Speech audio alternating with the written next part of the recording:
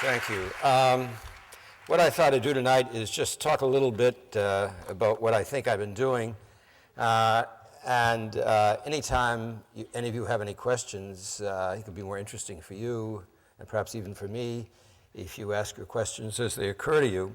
And then I'll show, in the course of the talk, I'll show some excerpts from the movies and ask you to discuss what you've seen and heard with me as a way of recreating the process that I go through, particularly in the editing of the films.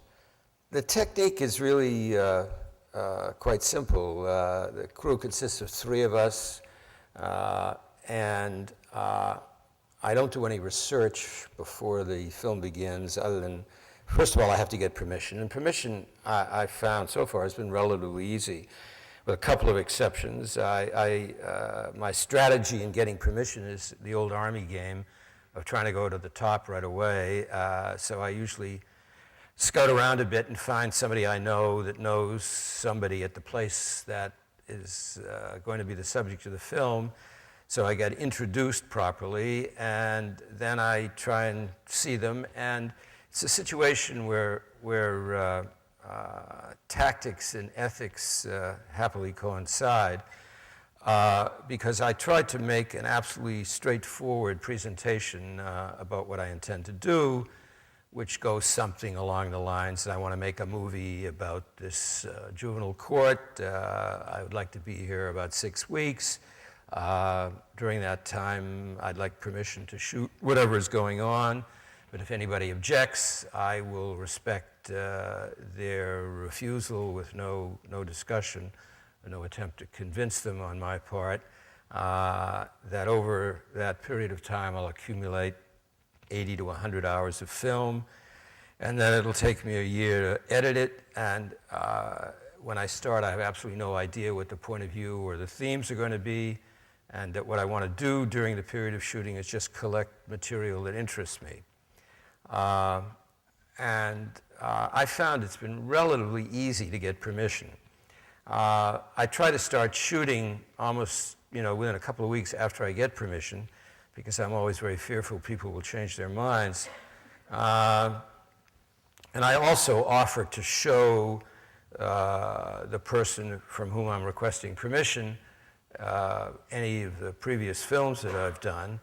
And much to my surprise, it's very rare that anybody takes me up in the offer.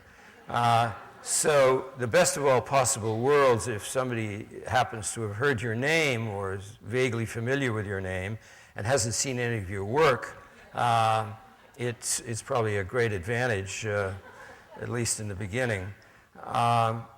I don't do any research before I start. I usually spend a day or perhaps 2 days at the place just to get a sense of the geography and what the daily routine is like, and when the weekly staff meeting takes place, if there's a weekly staff meeting, and just to begin to meet some of the people that work there. I don't do any research because nothing in these films is staged.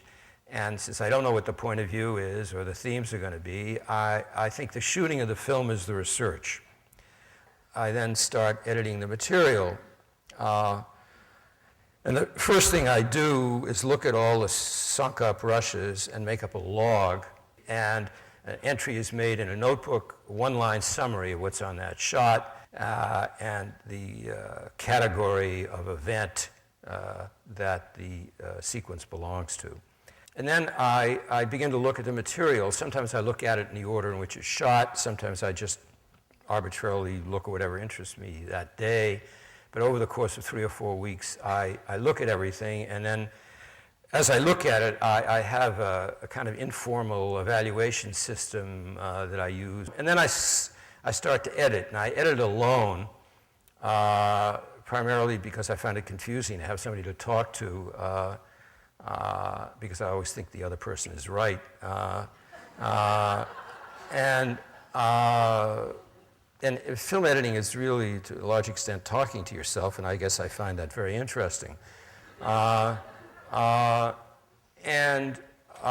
the course of maybe 7 or 8 months, I edited edit in some kind of usable form all the sequences that I think are candidates for inclusion in the final film.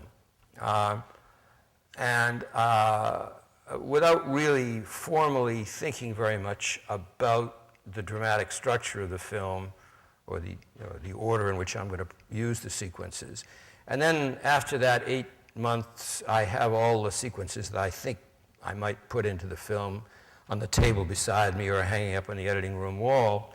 And in the course of maybe 3 or 4 days, I assemble the first structure of the film.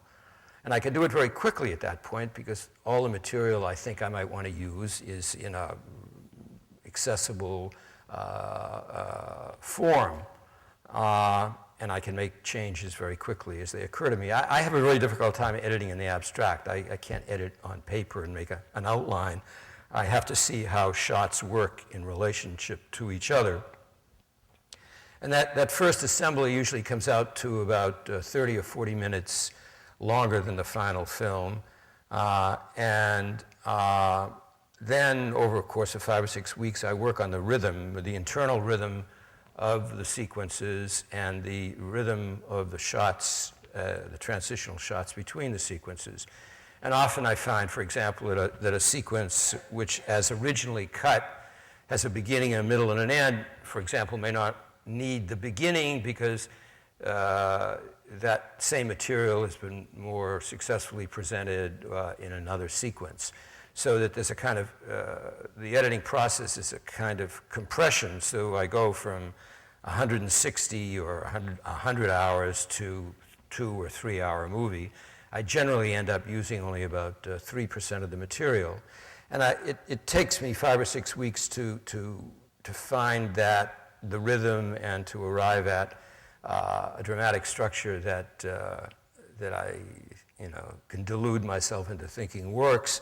And that, particularly the final phase of the editing, is a lot like writing in the sense I don't have the same choice that, say, a novelist might, because a novelist is only limited by the scope of their imagination. I'm limited not only by the scope of my imagination, but what I have, the kind of choices I have in the rushes. And then when that's finished, I do all the sound editing to prepare the film for the mix, and it's done, and I begin to daydream about the next movie. Because I suffer from very severe postpartum depression, and I've learned the way to avoid that is to start another movie right away, or as soon as I can.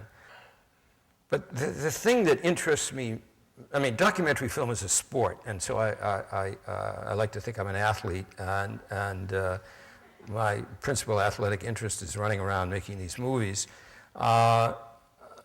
But the real issue for me in making these movies is not so much the technical aspect, because I don't think the technical part of filmmaking is particularly difficult to learn. I mean, it's skill, you have to learn it, but you can learn it.